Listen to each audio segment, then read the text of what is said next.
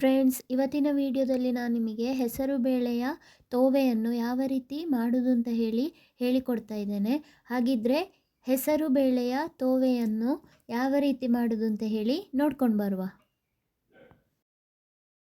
ಹೆಸರುಬೇಳೆಯ ತೋವೆ ಮಾಡಲಿಕ್ಕೆ ನಾನಿಲ್ಲಿ 1.5 ಕಪ್ಪಿನಷ್ಟು ಹೆಸರನ್ನು ತಗೊಂಡಿದ್ದೇನೆ. ಅದೇ ರೀತಿ ಒಂದು ಟೊಮೆಟೊವನ್ನು ಹೆಚ್ಚಿಟ್ಟಿದ್ದೇನೆ. 2ರಿಂದ 3 ಹಸಿಮೆಣಸು, ಸ್ವಲ್ಪ ಕೊತ್ತಂಬರಿ ಸೊಪ್ಪು, ಸ್ವಲ್ಪ ಶುಂಠಿಯನ್ನು ತಗೊಂಡಿದ್ದೇನೆ. ತೋವೆ ಮಾಡಲಿಕ್ಕೆ ನಾನಿಲ್ಲಿ ಸ್ವಲ್ಪ ತೆಂಗಿನಕಾಯಿ ತುರಿ, ಎಣ್ಣೆ, ಹುಣಸೆ ಹುಳಿ ಸ್ವಲ್ಪ, ರುಚಿಗೆ ತಕ್ಕಷ್ಟು ಉಪ್ಪು, ಒಂದು ಸಣ್ಣ ತುಂಡು ಬೆಲ್ಲ, ಚಿಟಿಕೆಯಷ್ಟು ಅರಶಿನ ಹುಡಿ, 1 ಸ್ಪೂನಿನಷ್ಟು ಮೆಣಸಿನ ಹುಡಿಯನ್ನು ತಗೊಂಡಿದ್ದೇನೆ. ಅದೇ ರೀತಿ ಒಗ್ಗರಣೆಗೆ ಸಾಸಿವೆ, ಒಣಮೆಣಸು, ಜೀರಿಗೆ, ಎಣ್ಣೆಯನ್ನು ತಗೊಂಡಿದ್ದೇನೆ. ಮೊದಲಿಗೆ ನಾವು ಈ ಹೆಸರು ಬೇಳೆಯನ್ನು ಕುಕ್ಕರಿಗೆ ಹಾಕಿ ಬೇಯಿಸಬೇಕು. ಕುಕ್ಕರಿಗೆ ಹಾಕಿ ಬೇಯಿಸಲಿಕ್ಕೆ ಹೆಸರು ಬೇಳೆಯನ್ನು ಹಾಕ್ತಾ ಇದ್ದೇನೆ. ಹೆಚ್ಚಿಟ್ಟಂತಹ ಟೊಮೆಟೊವನ್ನು ಸಹ ಇದಕ್ಕೆ ಹಾಕಿ ನಾವು ವಿಸಿಲು ತೆಗಿಸಬೇಕು. ಅದೇ ರೀತಿ ಹಸಿಮೆಣಸು ಸಹ ಹಾಕ್ತಾ ಇದ್ದೇನೆ. ಕೊತ್ತಂಬರಿ ಸೊಪ್ಪು ಸ್ವಲ್ಪ ಹಾಕಬೇಕು. ಹೆಚ್ಚಿಟ್ಟಂತಹ ಶುಂಠಿಯನ್ನು ಸಹ ಇದಕ್ಕೆ ಹಾಕ್ತಾ ಇದ್ದೇನೆ. 2 ಸ್ಪೂನಿನಷ್ಟು ಇದಕ್ಕೀಗ ನಾವು ತೆಂಗಿನ ಎಣ್ಣೆಯನ್ನು ಹಾಕುವ. ಬೆಲ್ಲ ಹಾಕ್ತಾ ಇದ್ದೇನೆ 1 ತುಂಡು. ಅದೇ ರೀತಿ ಹುಣಸೆ ಹುಳಿ, ಇನ್ನು ಉಪ್ಪು, ಅರಶಿನ, ಮೆಣಸಿನ ಹುಡಿ, ಇದನ್ನಿಷ್ಟನ್ನು ಸಹ ಹಾಕ್ತಾ ಇದ್ದೇನೆ.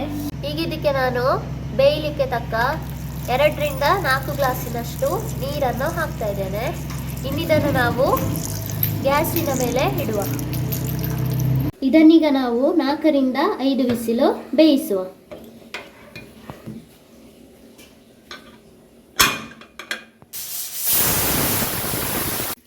ಈಗ ಇದು ವಿಸಿಲು ಹೋಗಿದೆ. ಇದನ್ನೀಗ ನಾವು ತೆಗೆಯುವ. ನೋಡಿ, ಇದು ಹೆಸರುಬೇಳೆ ಚೆನ್ನಾಗಿ ಬೆಂದಿದೆ. ಅದೇ ರೀತಿ ಹಾಕಿದಂತಹ ಟೊಮೆಟೊ, ಮೆಣಸು ಎಲ್ಲನೂ ಚೆನ್ನಾಗಿ ಬೆಂದಿದೆ. ಇದಕ್ಕೀಗ ನಾವು ತೆಂಗಿನಕಾಯಿ ತುರಿ ಅರ್ಧದನ್ನು ಹಾಕುವ. ನೋಡಿ, ತೆಂಗಿನ ತುರಿಯನ್ನು ಖಾಲಿ ತೆಂಗಿನಕಾಯಿಯನ್ನು ಮಾತ್ರ ತುರಿದು ಅದನ್ನೇನು ಮಾಡಬೇಕಂದ್ರೆ ಮಿಕ್ಸಿಗೆ ಹಾಕಿ ಚೆನ್ನಾಗಿ ನುಣ್ಣಗೆ ರುಬ್ಬಿಕೊಳ್ಬೇಕು. ಈ ರುಬ್ಬಿದಂತಹ ತೆಂಗಿನಕಾಯಿಯನ್ನೀಗ ನಾನು ಹಾಕ್ತಾ ಇದ್ದೇನೆ.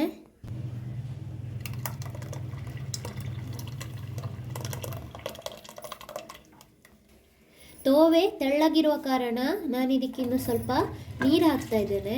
2 ಕಪ್ಪಿನಷ್ಟು ನೀರನ್ನು ಹಾಕಬೇಕು. ನೋಡಿ, ತೆಂಗಿನಕಾಯಿ ಅರ್ಧದನ್ನು ಹಾಕಿದ್ದೇನೆ ತೋವೆಗೆ. ನಿಮಗೆ ಎಷ್ಟು ತೆಳ್ಳಗೆ ಬೇಕೋ ಅಷ್ಟು ತೆಳ್ಳಗೆ ಮಾಡ್ಬೋದು. ತೋವೆಯನ್ನು ತುಂಬ ತೆಳ್ಳಗೆ ಮಾಡೋದು ಬೇಡ, ಸ್ವಲ್ಪ ಈ ಥರ ತೆಳ್ಳಗೆ ಆಗಿದ್ದರೆ ಸಾಕಾಗ್ತದೆ. ಇದು ಚೆನ್ನಾಗಿ ಕುದಿ ಬಂದ ಮೇಲೆ ಇದಕ್ಕೆ ನಾವೊಂದು ಒಗ್ಗರಣೆಯನ್ನು ಕೊಡುವ. ನೋಡಿ, ತೋವೆ ಚೆನ್ನಾಗಿ ಕುದಿ ಬಂದಿದೆ. ಈಗ ನಾನು ಒಗ್ಗರಣೆಗೆ 2ರಿಂದ 3 ಸ್ಪೂನ್ ಎಣ್ಣೆ ಹಾಕ್ತಾ ಇದ್ದೇನೆ. ಇದಕ್ಕೆ 2 ಸ್ಪೂನಿನಷ್ಟು ಸಾಸಿವೆ, 4 ಕಾಳು ಜೀರಿಗೆ, 2 ತುಂಡು ಒಣಮೆಣಸು ಸಹ ಹಾಕ್ತಾ ಇದ್ದೇನೆ. ಸಾಸಿವೆ ಒಡೆದ ನಂತರ ಇದಕ್ಕೀಗ ನಾವು ಕರಿಬೇವನ್ನು ಹಾಕಬೇಕು.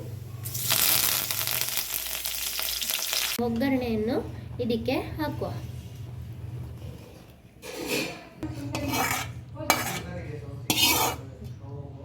ಕೊನೆಯದಾಗಿ ಕೊತ್ತಂಬರಿ ಸೊಪ್ಪನ್ನು ಹಾಕ್ತಾ ಇದ್ದೇನೆ. ನೋಡಿ, ಹೆಸರುಬೇಳೆಯ ತೋವೆ ರೆಡಿಯಾಗಿದೆ. ನೋಡಿ ಫ್ರೆಂಡ್ಸ್, ರುಚಿಯಾದಂತಹ ಹೆಸರುಬೇಳೆ ತೋವೆ ರೆಡಿಯಾಗಿದೆ. ಇದನ್ನು ನೀವು ಬಾಯ್ಲ್ಡ್ ರೈಸಿಗೆ, ಅದೇ ರೀತಿ ವೈಟ್ ರೈಸಿಗೆ ಇದನ್ನು ಮಾಡ್ಬೋದು. ಅದೇ ರೀತಿ ದೋಸೆ, ಕಡುಬು, ಚಪಾತಿ ಮೊದಲಾದ ತಿಂಡಿಗೂ ಈ ಒಂದು ರೆಸಿಪಿಯನ್ನು ಮಾಡ್ಬೋದು. ಹಾಗಾದರೆ ಈ ವಿಡಿಯೋ ನಿಮಗೆ ಇಷ್ಟ ಆದಲ್ಲಿ ಲೈಕ್ ಮಾಡಿ. ಇನ್ನೂ ಯಾರು ನನ್ನ ಚಾನೆಲನ್ನು ಸಬ್ಸ್ಕ್ರೈಬ್ ಮಾಡಲಿಲ್ವಾ, ದಯವಿಟ್ಟು ಸಬ್ಸ್ಕ್ರೈಬ್ ಮಾಡಿ. ಮುಂದಿನ ವಿಡಿಯೋದಲ್ಲಿ ಕಾಣುವ. ಧನ್ಯವಾದಗಳು.